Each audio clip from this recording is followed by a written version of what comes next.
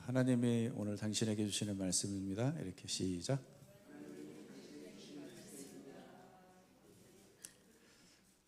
우리 한마디만 더 할까요? 오늘 참 아름다우십니다.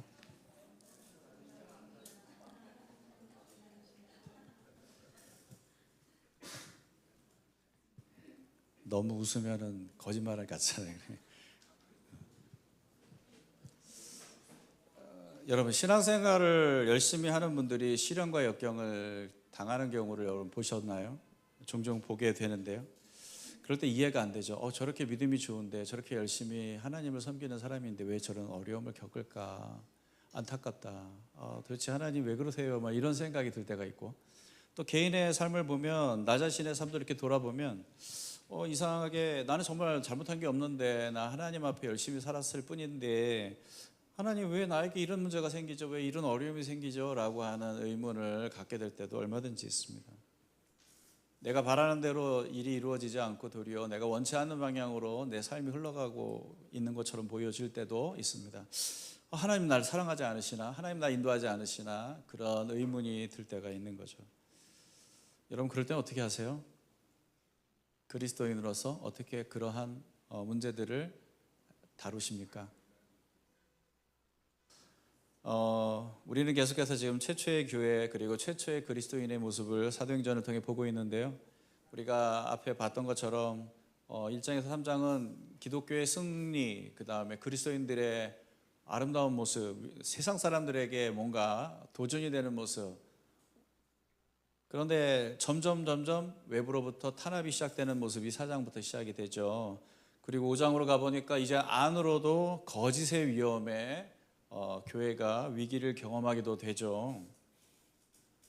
이런 문제들이 안팎으로 막 생겨요. 교회를 하나님이 더 이상 함께하지 않으시는 건가? 그렇지 않죠. 여러분, 그거 아세요? 이 사도행전을 가만히 들여다보면 교회에 그리스도인들에게 문제가 생기고 시련이 오고 위기가 오는 건 문제가 아니라 도리어 그런 고난과 위기 속에서 교회가 그리스도인들이 더 빛나는 모습으로 세상에 드러나고 있다는 거예요. 고난이나 시련조차 아무것도 아닌 것처럼 의연하게 대처하고 있는 이들의 당당한 모습을 보면서 우리는 그리스도인다움은 환경의 문제가 아니구나라는 사실을 알게 돼요. 오늘 우리는 어떻게 이런 그리스도인다움의 삶을 어떠한 환경과 상황 속에서도 지켜낼 수 있을까? 두 가지를 생각해 볼게요. 첫째는, 그렇게 하려면 우리는 먼저 우리가 가진 능력에 대해서 알아야 합니다. 그리고 두 번째, 우리가 가진 생명에 대해서 알아야 합니다. 첫째로 뭐라고요? 우리가 가진 능력에 대해서 알아야 됩니다. 그 하나님의 능력은요, 하나님이 그리스도인에게 주신 그 능력은요, 두 가지 방향으로 나타나요. 하나는 외부로 상황을 변화시키는, 문제를 역전시키는 하나님의 놀라운 역사로 나타나요. 그러나 또 내부로 나타나요. 하나는 나를 변화시키고 그런 문제를 담대하게 맞서게 하시는, 그런 환경의 문제에 좌지우지되지 않게 나를 굳건하게 하시는 그러한 능력으로 나타나요. 밖으로 나타나는 능력과 안으로 나타나는 능력이 다 있어요. 능력에 대해서 우리가 잘못된 이해를 갖는 경우가 있습니다. 오늘 본문 보면 진짜 아이러니하게도 그리스도인들은 그들이 가진 것 때문에 박해를 받고요. 그리고 또 아이러니하게도 기독교를 박해하는 사람들 때문에 그리스도인들이 가지고 있는 것이 무엇인지가 더 명확하게 드러나는 겁니다. 신기하죠? 17절, 18절을 한번 보시겠습니까? 같이 한번 시작. 그의 지지자들인 사두개파 사람들이 모두 시기심이 가득 차서 사도들을 잡아다가 옥에 가두었다. 시기심이 가득 차서. 자, 사두개파와 대제사장들이 그리스도인들을 박해했던 이유가 뭐예요? 그들이 믿는 진리와 신앙과 다른 진리를 말하기 때문이죠. 사두개파 사람들은 부활을 믿지 않아요. 그런데 그리스도인들은 부활을 한 예수를 말한단 말이에요. 그게 너희들 잘못됐어, 왜 그렇게 가르쳐? 라고 그들이 가르치는 교리의 문제를 걸고 있는 게 아니라 실상은 그들이 기독교인들을 탄압했던 근원적인 이유는 시기심 때문이다 라고 성경은 명확하게 얘기합니다. 시기심이 가득 차서 도대체 뭐에 대한 질투인가? 12절 14절 우리가 읽지는 않았지만 한번 보세요. 한번 보시면 제가 빨리 이렇게 읽어볼게요. 사도들의 손을 거쳐서 많은 표징과 놀라운 일이 백성 가운데 일어났다. 많은 표징과 놀라운 일들이 사도들의 손을 거쳐서 일어났대요. 그래서 어떻게 됐어요? 13절을 가보니까 백성들은 그들을 칭찬하였대요. 14절을 가보니까 믿는 사람들이 더욱 늘어나면서 주님께로 나오니 남녀 신도들이 큰 무리를 이루게 되었다. 그리고 15절 16절을 가보면 병든 사람들이 고침을 받는 역사도 일어나요. 그러다 보니까 더 많은 그리스도인들이 생겨나고 많은 사람들이 예수를 믿는 공동체로 몰려들기 시작하는 거예요. 사람들이 기독교인들을 칭송하는 거예요. 여기서 종교 지도자들의 마음의 심기가 되게 불편해지기 시작합니다. 왜 그래요? 질투가 발생하는 이유가 뭐예요? 그들의 권력과 힘에 대한 욕망 때문이죠. 왜냐하면 사실 이 백성들의 칭송과 존경을 누가 받아야 되는 거예요? 자기네들이 받아야 되는데 지금 그게 엉뚱한 데로 가고 있는 거예요. 다른 사람에게 가고 있는 거예요. 보이십니까? 이네들의 마음에 있는 이 질투심이 무엇 때문인지 자기 중심성, 인정 욕구, 이런 힘에 대한 갈망이 결국은 질투심을 불러일으킨다는 거죠. 여러분, 이 힘에 대한 욕망, 권력과 힘이 내 거야 라고 하는 생각에서 나오는 거예요. 힘도 지혜도 부요함도 다 내 것이었으면 좋겠어 라는 마음이 질투심을 만들어내는 거예요. 한번 질문을 해볼게요. 과연 내가 가진 모든 게 다 내 거예요? 내 거라고 말할 수 있는 게 있어요?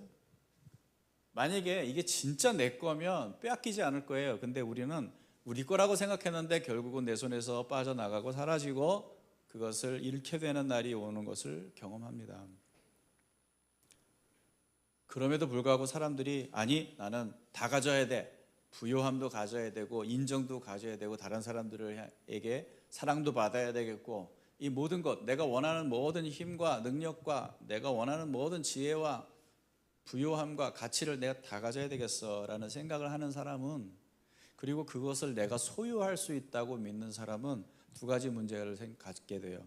그걸 갖게 되면 자랑하게 될 것이고 그걸 갖지 못하면 시기하게 될 것이고 이 두 가지가 반드시 나타나요. 이 두 가지는 우리 안에 내가 소유에 대한 욕망이 힘에 대한 욕망이 자기 중심적인 욕망이 나를 지금 가득 채우고 있다라고 하는 증거로 보여줄 수 있는 거죠. 자랑과 시기는 양면이에요. 동전의 양면이에요. 교만과 시기, 질투는 동전의 양면이에요. 내가 가진 모든 것이 하나님께로부터 받은 것이라는 사실을 망각할 때 나타나는 게 바로 시기와 부러움과 또 자랑인 거죠. 그러나 그리스도인들은 힘에 대해서 자신이 갖고 있는 부요함에 대해서 어떻게 생각을 해야 하나? 자기가 갖고 있는 능력에 대해서 어떻게 생각을 해야 되나? 자기가 갖고 있는 탁월함에 대해서 어떻게 생각을 해야 되나? 자기가 갖고 있는 성공에 대해서 어떻게 생각을 해야 하나? 오늘 12절을 보면은 이런 말이 있어요. 한번 읽어볼까요? 12절 시작. 사도들의 손을 거쳐서 많은 표징과 놀라운 일이 백성 가운데서 일어났다. 사도들의 손을 거쳐서. 여러분 인간은 통로예요. 통로인 우리는 잊지 말아야 될 게 있어요. 내가 이거 만들어내는 게 아니라 받은 것을 흘려보내는 거구나. 받은 것이기 때문에 기꺼이 흘려보낼 수 있는 것이다 라는 생각을 할 수 있는 거죠. 그러니까 이거는 내가 하나님으로부터 받은 거잖아요. 그러니까 이거는 내게 아니기 때문에 자랑할 것도 없고 또 시기할 것도 없고 그러니까 당연히 이것은 하나님이 내게 주신 것이고 또 흘려보낼 수 있는 거죠. 그래서 그것을 하나님께 올려드릴 수도 있고 사람들에게도 흘려보낼 수 있는 거죠. 다윗이 그 고백을 그 마음의 고백을 역대상 29장 14절에서 잘 하고 있어요. 한번 읽어볼까요? 시작. 제가 무엇이며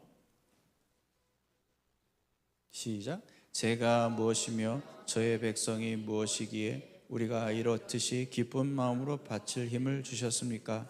모든 것을 주님께서 주셨으므로 우리가 주님의 손에서 받은 것을 주님께 바쳤을 뿐입니다. 정말 멋있는 고백 아닙니까? 하나님이 모든 것의 근원이시고 하나님이 나에게 모든 것을 주시는 분이야. 내가 갖고 있는 모든 것, 앞으로 내가 누릴 모든 것 다 하나님으로부터 오는 것이고 올 거야. 이런 생각을 갖게 되면 이걸 진짜 믿으면 자랑하고 시기하는 마음이 사라집니다. 이 자랑과 시기는 결핍의 마인드에서 나오는 거거든요. 왜냐하면 자기 중심적일수록 사람은 결핍 의식이 강해질 수밖에 없어요. 왜냐하면 자기 스스로는 자기가 원하는 것을 채우지 못하거든요. 자기는 그런 존재가 못 돼요. 그러니까 자기 스스로 자족할 수 있는 능력이 없는 게 인간이거든요. 누군가에 의해서 채워져야만 하는 게 인간이거든요. 그런데 자기가 자기 중심적이고 자기의 삶을 자기가 어떻게 하든지 이걸 갖고 저걸 갖고 채울 수 있겠다라는 생각을 갖고 산다면 그럴수록 더 그 사람은 결핍 마인드를 강하게 가질 수밖에 없어요. 이런 사람들은 다른 사람들이 잘 되었을 때도 부정적으로 반응할 수밖에 없어요. 여러분, 다른 사람이 잘 됐어요. 어때요? 다른 사람이 성공했어요. 어때요? 다른 사람이 집을 샀어요. 어때요? 차를 바꿨어요. 아이들이 잘 됐어요. 어때요? 자산이 막 3배, 4배 늘어났대요. 어때요? 그 얘기를 들으면 너무 기뻐요? 감사해요? 그럴 일이 잘 없죠. 근데 여러분, 생각을 바꿔보세요. 그 모든 부요함은 이렇게 생각하세요. 그 사람이 믿는 사람이든 안 믿는 사람이든 모든 부요함은, 모든 성공은, 모든 기쁨은, 모든 행복은 하나님으로부터 온다. 이 생각을 내가 갖고 있다면 여러분 그걸 보면서 뭘 생각해요? 하나님이 일하시는구나. 이렇게 생각할 수 있는 거예요. 와, 하나님이 일하시네. 이렇게 생각할 수 있는 거 아니에요? 온갖 좋은 것은 빛들의 아버지로부터 온다고 했으니까 내가 누리는 것만이 아니라 남들이 누리는 것조차도 하나님이 주시는 거라고 생각을 한다면 와, 하나님이 주셨네. 와, 하나님이 저런 일을 하시는구나 라는 것을 우리가 감지할 수 있잖아요. 그럼 거기서 기쁨을 얻을 수가 있는 거예요. 그러니까 하나님이 행하시는 일 때문에 기뻐할 수 있는 거예요. 그게 가능할까요? 정말 쉽지는 않아요. 하나님이 중심적일 때만 가능한 일이에요. 하나님이 중심적일 때만 우리는 긍정적일 수 있고, 나에 대해서 다른 사람에 대해서 긍정적일 수 있고, 내 미래에 대해서 긍정적일 수 있고, 하나님이 선하시고 풍요로우시다라는 사실을 우리가 진심으로 믿을 때에만 우리는 그것을 할 수가 있어요. 그런데 이 대제사장들과 사두개인들은 시기심이 가득 차서 그리스도인들을 핍박했습니다. 왜 그래요? 자기들이 마땅히 누렸어야 하는 능력과 인정과 주목을 빼앗긴 거예요. 그런 불쾌감이 그들에게 있는 거예요.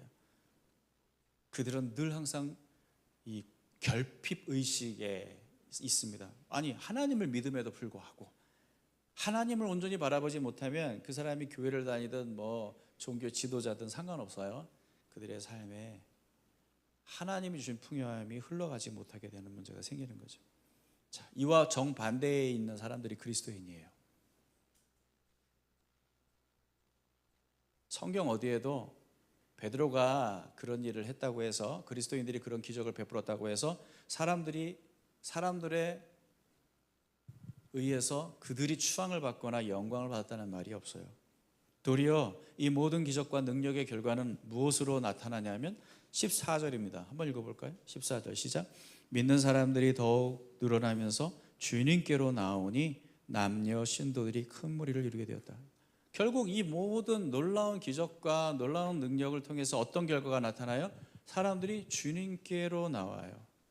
사람들이 주님께로 나와요. 사람들은 베드로에게 나오지 않았어요. 사람들은 그리스도인들에게 나오지 않았어요. 주님께로 나와요. 이게 바로 하나님의 능력을 제대로 사용하는 사람들에 의해서 나타나는 일입니다. 사람들은 하나님을 주목하게 되고 하나님을 바라보게 되고 하나님께 나아가게 되는 거죠.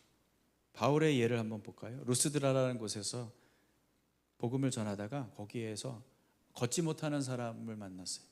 바울이 이 사람을 고쳤어요. 그랬더니 거기에 있는 주민들이 바울과 바나바를 신이라고 부르면서 막 제사를 드리려고 하는 거예요. 신이 강림하셨다 이러면서 막. 그때 바울이 했던 아주 중요한 말이 있어요. 15절 한번 보시겠습니까? 같이 한번 시작.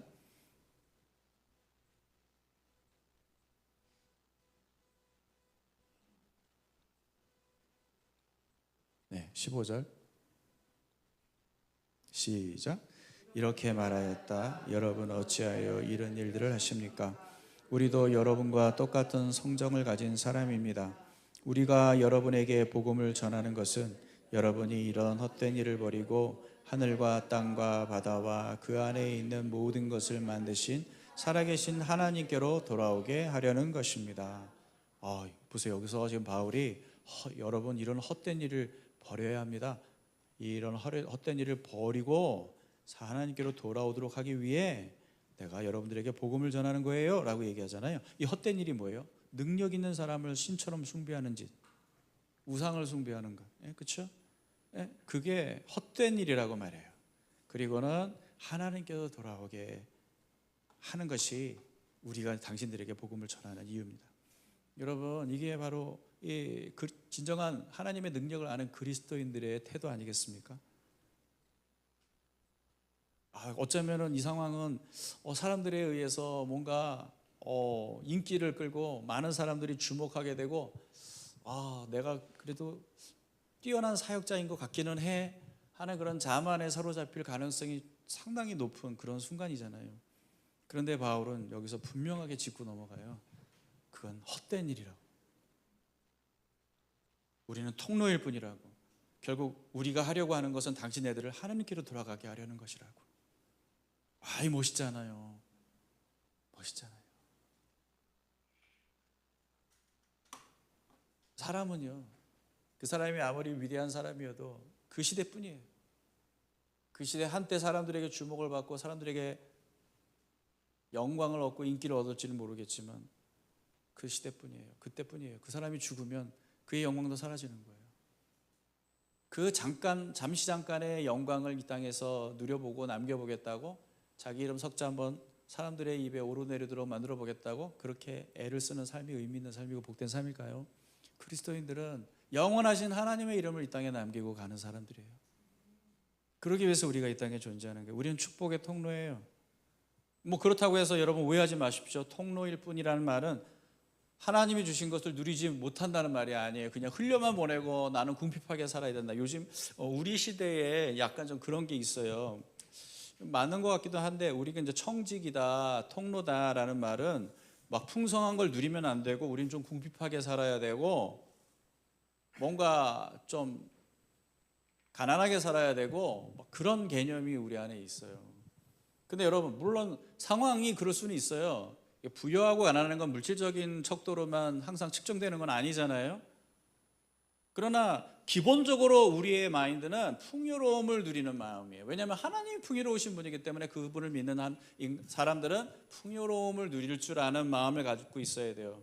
그래서 바울은 풍요에 처할 줄도 하고 궁핍에 처할 줄 아는 일체의 비결을 배웠다고 그랬어요. 왜 그래요? 그의 행복과 불행은 부유함과 가난함에 있는 게 아니라 그 부유함을 가져다 주시는 하나님, 가난함을 통해서도 하나님 놀라운 역사를 이루시는 하나님이거든요. 그 하나님 때문에 그 바울의 마음은 언제나 변함없이 풍요했어요. 그의 육신이 풍요롭고 풍요롭지 않고와 상관없이 그의 영혼은 언제나 늘 풍요로웠단 말이에요. 그런 풍요를 누리는 마인드를 갖고 있어야 우리가 세상 사람들에게 우리가 가진 것을 기꺼이 흘려보내주고자 하는 마음을 가질 수가 있는 거란 말이에요. 우리가 누리지 못하는 건 사람들에게 주지 못해요. 통로 마인드, 청지기 마인드는 자신이 풍요를 유통하는 자임을 아는 마음이고 그 풍요가 어디로부터 흘러오는지도 아는 마음이에요. 이 두 가지를 분명히 이해할 때 우리는 이 땅에서 이 하나님의 놀라운 풍요로운 능력을 흘려보낼 줄 아는 삶을 살 수 있는 것이죠. 그래서 그 진정한 그러한 풍요로움과 그런 능력과 그런 기적과 그런 위대한 우리의 삶을 통해서 우리가 추구하는 것은 결국 뭐예요? 사람들을 하나님께로 돌아오게 하는 것이죠. 와, 저 사람 대단하다가 아니라 와, 저 사람과 함께 하시는 하나님 진짜 대단하다 라고 만드는 것이죠.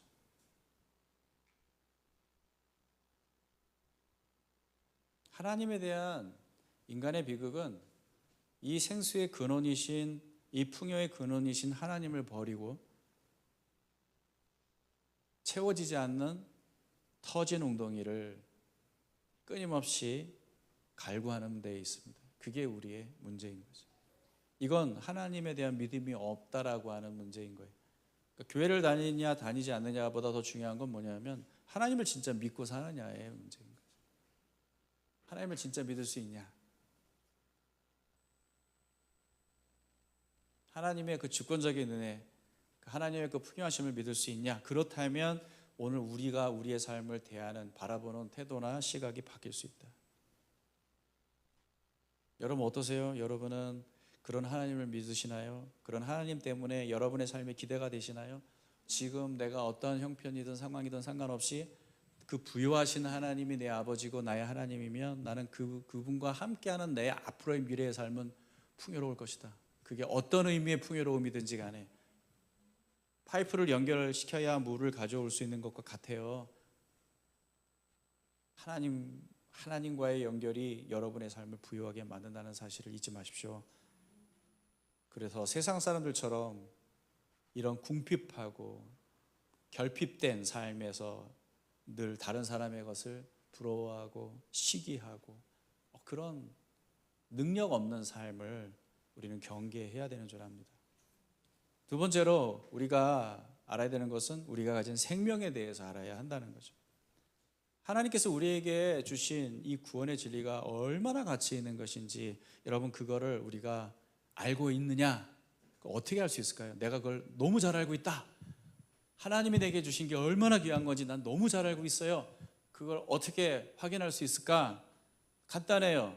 그 진리를 믿고 따르기 위해서 어떤 대가도 지불할 수 있느냐를 보면 알겠죠. 그렇지 않습니까? 여러분 힘들어도 여러분 월요일 날 직장 가셔야 되죠. 왜 가야 돼요? 힘들면 안 가면 안 돼요? 왜 가야 돼요? 예? 가야만 하는 이유가 있는데 그게 중요하죠? 가치 있는 일이죠? 힘들어도 가치 있죠? 가치가 있어서 그런 거예요. 그래서 힘들다라고 하는 그 수고를 기꺼이 대가를 지불하는 거예요. 우리 학생들은 별로 없지만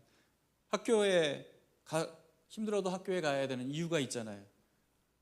공부를 해야 되니까. 공부하고 싶어서. 공부가 필요해서. 하고 싶어서는 아니고 필요해서. 공부가 꼭 필요하니까. 그런 어떤 가치가 있는 거 아니에요? 그 일이 가치 있을수록 더 큰 수고와 희생을 감수하게 돼요. 여러분이 기독교 신앙에서 하나님이 우리에게 주신 것이 가치 있다라고 하고 말하잖아요. 그게 진짜 내가 믿고 있다라고 하는 증거는 바로 거기 있는 거예요. 어떤 대가도 내가 지불하고서라도 그 가치를 따를 수 있다.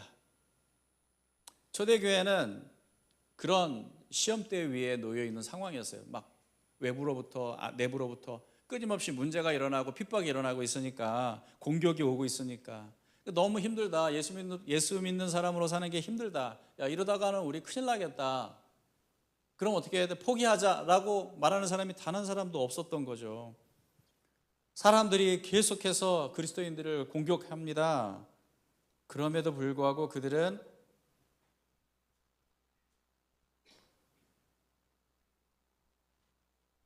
그 공격을 기꺼이 받아들입니다. 왜냐하면 가치 있다. 이만큼 우리가 견뎌야 할 만한 가치가 있다. 아니 심지어는 감옥에 쳐 넣어줘도 가치 있다. 나 이래도 포기할 수 없다. 우리가 믿는 건 그만큼의 가치가 있는 거야 라고 하는 그의 삶을 통해서 그 복음의 가치를 그들은 그 가치가 무엇인지를 온전히 세상 사람들에게 보여주고 있는 거예요. 뭐 오늘 우리 시대의 그리스도인들이 교회에 다닌다고 해서 감옥 갈 일은 없잖아요. 물론 지금 동시대를 살아가고 있는 어떤 사람들에게는 그런 문제가 생겨요. 예수를 믿는 순간 모든 자기가 누려야 될 모든 이익들을 잃어버리고 심지어는 진짜 감옥에 가는 문제도 생길 수가 있어요. 우린 아직은 감옥에 안 가지만 많은 불이익이 앞으로 생겨날 가능성도 얼마든지 있어요. 이미 외국에서는 차별금지법 이게 통과된 그런 나라에서는 많은 문제들이 생겨요. 차별금지법이라는 건 네가 믿는 것과 우리가 믿는 것 다 서로 인정해 주자 그런 개념 아닌가요? 그런데 오히려 그게 역이용되어서 동성애를 거부하는 그리스도인들에게 불이익을 가져다 주는 그런 법이 되어버렸거든요. 아니 그리스도인들은 그리스도인들대로 자신들이 믿을 권리가 있는 거 아니에요? 그런데 그 권리를 이 차별금지법이라는 법에 의해서 제재당하는 게 너무 이게 말이 안 되잖아요. 그런데 이런 모순적인 일들이 지금 세계 곳곳에서 일어나고 있어요.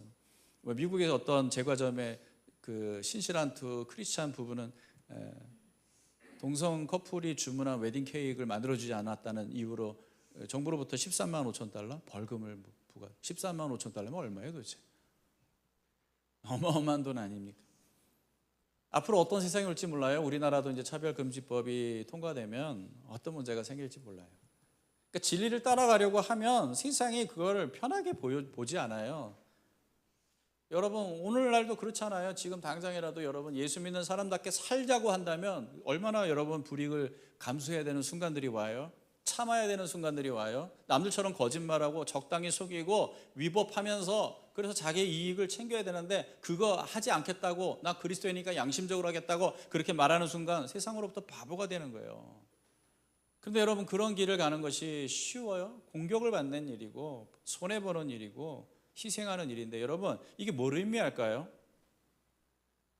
이런 상황적인 시련과 위기가 희생이 뭘 의미해요? 이게 하나님이 우리와 함께하지 않는다는 증거예요? 내가 실패한 그리스도인임을 의미하는 증거일까요? 아니에요. 여러분 잘 보세요.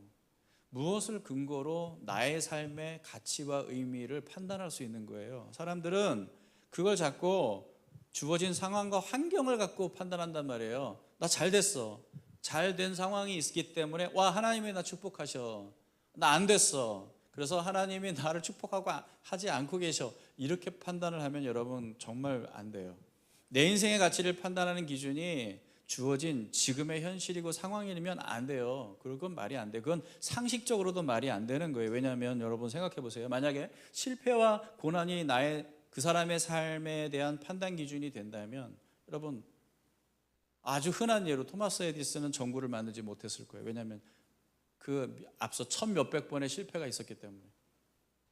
그러면 그 사람의 연구는 실패예요. 그냥 실패로 딱 낙인 찍어야 돼. 어마어마한 실패가 있었으니까 너의 결과는 실패, 너의 시도는 실패, 너의 인생은 실패라는 낙인을 찍을 수밖에 없는데 그렇게 하면 여러분 우리는 전구를 경험하지 못했을 거 아니에요? 말이 안 되죠. 에브라임 링컨 같은 사람은 여러분 아시잖아요. 그 사람이 노예제도 폐지한 대통령이 되지 못했을 겁니다. 만약에 실패가 그 사람의 삶을 규정한다면 수없이 이미 낙선을 경험했던 그의 삶이 너는 실패한 인생이야 라는 규정으로 만약에 내려졌다면 이런 일은 일어나지 않았을 거라는 얘기죠. 그 외에 우리가 허다한 많은 사람들의 이야기를 할 수가 있지만 딱 한 분의 얘기를 안 할 수가 없네요. 예수님의 십자가가 실패라고 생각을 한다면 우리가 어떻게 구원을 받을 수 있겠습니까? 그렇죠? 여러분 현실적인 상황적인 환경적인 실패는 우리의 가치와 의미를 규정할 수 없어요. 하물며 여러분 그리스도인은요 어떤 사람들이에요? 불확실한 미래를 소망으로 견디는 사람이 아니라 확실한 미래를 향해 믿음으로 나가는 사람이에요. 다시 한번 불확실한 미래를 소망으로 견디는 사람 정도가 아니에요. 아마 토마스 에디슨 이제 에브라임 링컨도 아마 그랬을지 모르겠지만 우리는요 너무나도 자명한 확실한 미래를 향해 믿음으로 나가는 사람들이에요. 그런 사람들에게 현재의 시련과 실패가 어떻게 우리의 삶의 의미를 규정할 수 있단 말이에요. 말도 안 되지. 그럼 뭐가 우리의 삶을 규정하느냐? 간단해요. 진리가 우리의 모든 삶과 의미를 규정하는 기준일 수밖에 없습니다. 여러분 18절 19절 한번 보세요. 어떤 일이 있어요? 놀라운 일이 생겨요. 제가 읽을게요. 시작. 사도들을 잡아다가 옥에 가두었다. 그런데 밤에 주님의 천사가 감옥문을 열고 그들을 데리고 나와서 말하길. 와, 여러분 보세요. 감옥에 가두어져 있는 상황인데요. 그런데 천사가 나와서 이 사람들 감옥문을 열고 그 사람들을 데리고 나왔어요. 놀라운 경험 아닙니까? 그러나 저는 이 놀라운 경험 자체가 그리스도인이 누리는 축복이라고 말하고 싶지는 않습니다. 그리스도인이 누리는 축복 중에 하나죠. 여러분 잘 되어야만 축복인가요? 어떤 기준으로 우리가 그러면 축복을 규정하는 거예요? 잘 되는 상황, 문제가 해결되는 상황, 그걸 기준으로 그러면은 하나님의 축복을 결정하고 판단할 거 아니에요. 근데 성경은 그렇게 가르치지 않아요. 왠지 아세요? 여러분 지금 여기 있는 사람들은 감옥에서 천사들이 나타나서 끄집어내줬지만 여러분 스데반은요 돌에 맞아 순교했어요. 여러분 예수님의 제자 야고보는요 헤롯에 의해서 죽임을 당했어요. 그게 사도행전에 다 나오는 얘기예요. 그들을 구하러 천사가 오지 않았습니다. 천사의 방문은 귀한 거예요. 그러나 천사가 오지 않아도 하나님은 일하세요. 그러니까 그 하나의 어떤 그 현상을 가지고 하나님의 일하심과 축복을 규정해서는 안 된다는 거예요. 능력이 나타나고 기적이 나타날 때 그 가치는 어디에 있냐면 하나님이 주권적으로 그 일을 이루신다는 데 있는 거고요. 우리가 이해하지 못하는 절망적인 상황이 우리에게 도래한다 해도 여전히 그 주권적이신 하나님은 일하고 계신다라는 사실을 우리는 믿어야 하는 거예요. 보일 때도 믿어야 하지만 보이지 않을 때도 믿어야 하는 거예요. 그 사실을 믿는 사람들은 절대 환경의 변화에 일희일비하지 않습니다. 그렇다면 우리는 무엇으로 우리가 경험하는 모든 것의 가치 의미를 판단해요? 그것이 기적이든 승리든 고난이든 위기든 말이죠. 그 가치의 의미를 무엇으로 판단할 수 있을까요? 우리의 관심은 이거예요. 이 모든 일들을 통해 나와 세상에 생명의 복음을 보여주고 들려줄 수 있는가? 사도행전 5장 20절입니다. 그들을 끄집어내고 천사가 한 말이 있어요. 뭐라고 얘기해요? 같이 시작. 가서 성전에 서서 이 생명의 말씀을 남김없이 백성에게 전하여라 하였다. 여기 놀라운 단어가 있어요. 생명의 말씀을. 왜 하나님의 천사가 나타나서 그들을 구출해 줬어요? 생명의 말씀을 전하도록 하기 위해서입니다. 왜 스데반이 순교하고 바울은 고난을 당했을까요? 생명의 말씀이 전파되어지기 위해서입니다. 이것이 우리에게서 일어나는 모든 일들의 가치와 의미를 판단하는 기준이에요.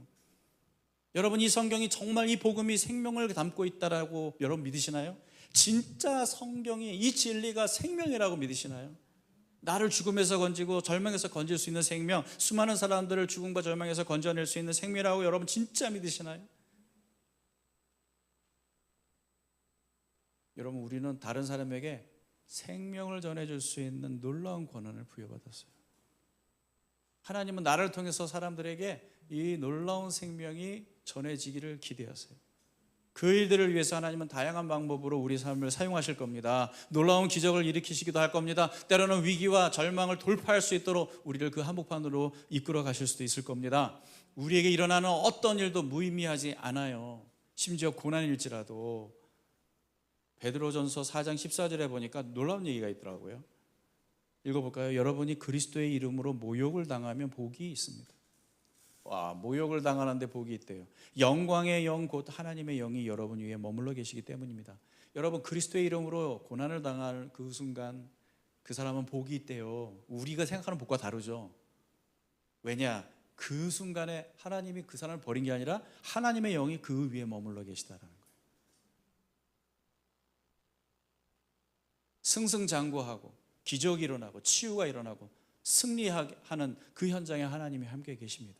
그러나 그리스도의 이름으로 모욕을 당하는 그 순간이 온다면 여전히 그곳은 하나님이 당신과 함께 하시는 자리임을 기억해야 합니다. 사랑하는 성도 여러분, 그러니 우리는 하나님께 두 가지를 구해야 돼요. 하나님, 저에게 능력을 주세요. 세상이 시기할 정도로 강력한 하나님의 역사를 내 삶에 나타내 주세요. 그러나 또한 하나님, 저에게 어떠한 역경도 돌파할 수 있는 담대함을 주세요. 어떠한 위기도 어떠한 시련도 고난도 두려워하지 않을 그런 용기를 주세요. 하나님이 우리에게 능력을 주실 때 우리는 우리에게 주신 이 생명을 더 세상에 잘 전할 수 있습니다. 환경을 뛰어넘을 수 있는 용기, 문제를 돌파할 수 있는 힘 주실 때 정말 이 말씀이, 이 복음이 생명이라고 믿는다면 여러분 간절히 기도하십시오. 여러분의 삶을 통해 더 이 생명의 말씀이 사람들에게 잘 전해질 수 있도록, 그러려면 여러분이 누려야 돼요. 여러분이 행복해야 돼요. 행복하셔야 돼요. 네. 옆 사람에게 한번, 당신이 먼저 복음 안에서 행복해야 합니다. 오히려 저는 고난이 올 때 캄캄한 밤에 작은 빛이 더 가치가 있는 것처럼 그런 놀라운 일들이 여러분의 삶 속에 일어날 거라고 생각해요. 야, 넌 어떻게 그런 상황 속에서도 그렇게 평안하냐? 도대체 뭐냐? 나 같으면은 살까 말까 고민하고 있을 거다. 너 정말 대단하다. 아니, 내가 대단한 게 아니라 내 안에 계신 주님이 대단하시지라고 말할 수 있는 기회잖아요. 얼마나 놀라워요. 그러니 하나님은 당신의 모든 삶을 사용하셔서 이 세상에 생명의 복음을 드러내실 거란 말이죠. 그런 영광스러운 삶을 사십시오. 능력의 삶을 사십시오. 용기 있는 삶을 사십시오. 다 같이 찬양하겠습니다.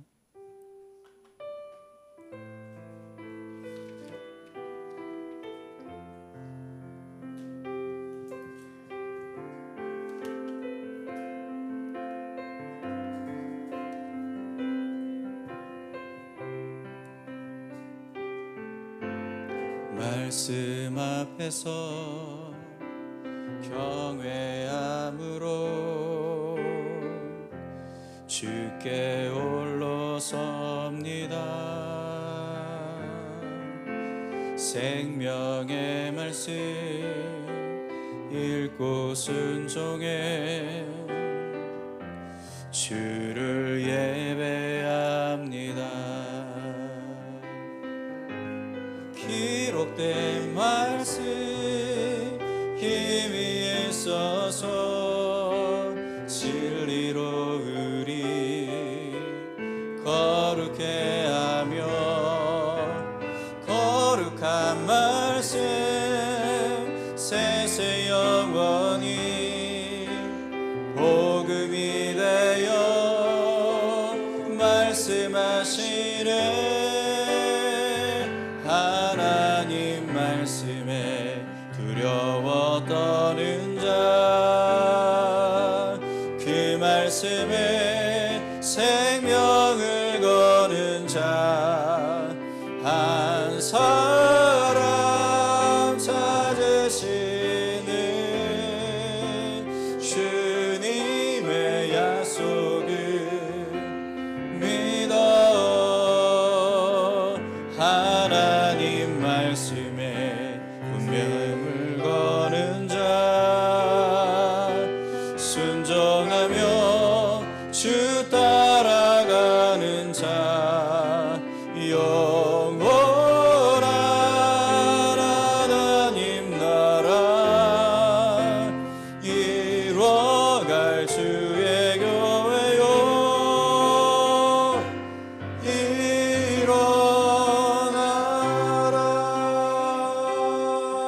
우리 한 번 더 말씀 앞에서 경외함으로 주께 홀로 섭니다. 생명의 말씀 읽고 순종해 주를 예배합니다. 기록된 말씀 힘이 있어서 진리로 우리 거룩해 하며 거룩한 말씀 세세 영원히 복음이 되어 말씀하시네. 하나님 말씀에 두려워 떠는 자, 그 말씀에 생명을 거는 자, 한 사람 찾으시는 주님의 약속을 믿어. 하나님 말씀에 운명을 거는 자, 순종하며 주 따라가는 자, 영원한 하나님 나라 이뤄갈 주의 교회요.